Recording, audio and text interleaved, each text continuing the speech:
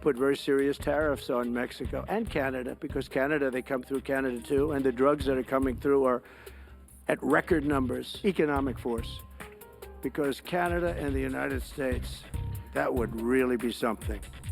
You get rid of that artificially drawn line. Why are we supporting a country, 200 billion plus a year? Our military is at their disposal. All of these other things, they should be a state. Difficile de laisser cette conférence de presse sans analyse aujourd'hui, parce que, je vous le rappelle, mesdames et messieurs, je le disais d'entrée de jeu, on est à 13 jours de la sermentation de M. Trump. Donc, il est aux portes. Là. Il a un pied à la Maison-Blanche et il parle du Canada en des termes qu'on n'avait jamais entendus dans l'histoire de nos deux pays. Ben, vous allez me dire, la guerre à l'époque, quand ils ont essayé d'envahir, ça fait très longtemps. Donc, avec moi, Azeb, qui est à Washington, qui a écouté religieusement ce long point de presse de ce matin, et bien sûr, Raphaël Jacob pour nous éclairer sur tout ça. Je vais vous faire entendre un peu plus d'extraits pour qu'on soit bien en contexte, puis on revient tout de suite. Donc, 2 extraits où, d'abord, quelqu'un lui demande, oui, mais si M. Poilievre arrive, il dit, c'est qui ça? Ça ne change rien. Il devrait venir et faire partie des États-Unis, le Canada. Et on revient tout de suite. The leader of the Conservative Party in Canada said, under no circumstances will it ever be the 51st state. Maybe he won't win, but maybe he will. I don't care. You had suggested Listen, I don't care what he says. You're also considering military force to annex and acquire Canada. No, economic force, because Canada and the United States, that would really be something. You get rid of that artificially drawn line, and you take a look at what that looks like, and it would also be much better for national security. Because Canada and the United States, that would really be something. You get rid of that artificially drawn line, and you take a look at what that looks like, and it would also be much better for national security. Don't forget, we basically protect Canada. It's very unfair. I have so many great friends. One of them is the great one, Wayne Gretzky. I said, run for prime minister, you'll win it'll take 2 seconds, but he said, well, am I going to run for prime minister or governor? You tell me. I said, I don't know. Let's make it governor. I like it better.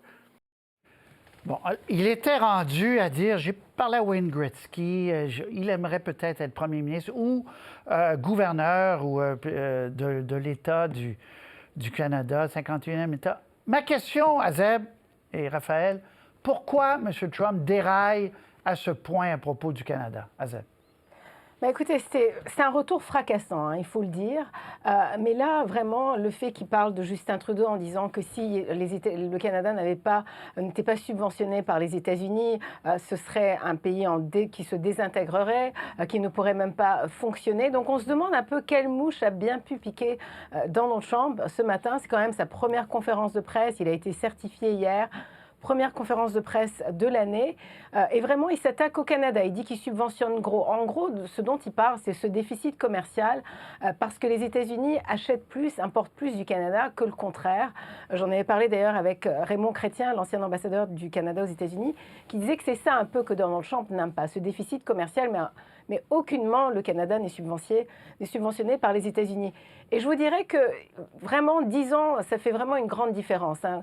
Je me souviens quand Donald Trump, durant son premier mandat, on parlait beaucoup de Justin Trudeau comme cette espèce de sauveur de la démocratie en Amérique du Nord. Ça, c'était en 2016. Par rapport à ce Donald Trump qui était plutôt réactionnaire, 10 ans plus tard, c'est vraiment Donald Trump qui a le vent dans les voiles, je vous dirais.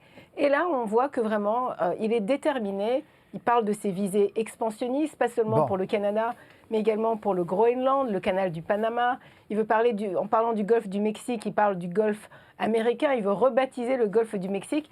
Bref, on sent vraiment que voilà, il a des visées expansionnistes et il faut le prendre au sérieux. On le voit sur la carte, donc il a des visées sur le Groenland. Et d'ailleurs, son entourage était là aujourd'hui même au Groenland. Canal de Panama, il dit qu'il faut reprendre ça. Carter n'aurait jamais dû négocier. Est-ce que, Raphaël, c'est ce discours expansionniste, dans quelle mesure on le prend au sérieux? On le prend au sérieux pour ce qui est du Groenland. C'est exactement pour ça que je suis content qu'Azeb en ait parlé. C'est-à-dire qu'il faut faire la part des choses. L'idée du 51e État, disons et répétons-le de façon catégorique, ça n'arrivera pas. Même si M. Trump revient et revient continuellement à la charge avec cette idée complètement loufoque, ça n'arrivera pas, point barre. Pourquoi? Pour une foule de raisons, ne serait-ce que politiquement, d'un point de vue simplement politique, son propre parti aboierait, comme vous ne pouvez pas imaginer, si on allait admettre dans l'Union ce qui serait peut-être le plus gros État ou le deuxième plus gros État, fortement démocrate. Ça n'aurait aucun espèce de sens politique. Donc, évacuer cette idée-là, peu importe combien de fois vous entendez le président élu la lancer. Mais on ne peut pas établir la même ligne de pensée pour ce qui est du canal de Panama plutôt, et surtout du Groenland. Il y a un instant, Patrice, vous parliez de l'entourage de Donald Trump. Ce n'est pas simplement son entourage, c'est son fils aîné, le futur premier fils des États-Unis, Donald Trump Jr., avec l'avion du père, le brand, pardonnez-moi l'anglicisme, la marque Trump. C'était assez fort comme image, on s'entend. Et pour ce qui est de ceux et de celles qui se posent la question du pourquoi, où est l'intérêt stratégique pour les États-Unis d'acquérir potentiellement, éventuellement, un territoire comme le Groenland? Deux raisons principales. Ce ne sont pas seulement les deux que je nommais, mais ce sont deux principales. La question énergétique, la question des minerais potentiels qu'on pourrait exploiter là, surtout avec la dimension des changements climatiques, de la fonte des glaces. Et deuxièmement, le simple emplacement géographique, pensez notamment aux relations avec la Russie. Et un petit point, je me Oui, mais permets il ne peut pas d'ajouter... annexer de force. Je veux dire, ça ne lui appartient pas. Il ne peut pas annexer de force. Vous raconterez ça, Patrice, avec tout le respect, aux pauvres Hawaïens qui ont vu leur territoire, qui à l'époque, au 19e siècle, était un royaume, se faire annexer par les Marines américains. Écoutez, les États-Unis d'Amérique, là, sans faire un grand cours d'histoire, là, à la base, c'était quoi? C'était 13 États qui étaient jonchés le long de l'océan Atlantique. On se parle 200 ans plus tard, c'est quoi? C'est un empire. On n'utilise pas souvent l'expression empire, mais c'est ce que c'est, qui s'étire du Pacifique à l'Atlantique, avec une dizaine de territoires qui ont été annexés, dans certains cas, disons, par la force, et dans d'autres cas, de façon pour le moins discutable. Donc, c'est ça aussi les États-Unis d'Amérique. C'est pas simplement le grand pays qui a toujours défendu la démocratie. C'est un pays qui a en énorme partie appuyé son histoire et sa propre construction sur l'expansionnisme. Azeb, dans la presse américaine, conférence de presse ce matin, comment c'est reçu, comment c'est vu, comment on doit être étonné qu'il parle autant du Canada que ça, là? Oui, voilà. En fait, la démission de Justin Trudeau hier, vous savez, ça fait la une de tous les journaux pratiquement ici aux États-Unis.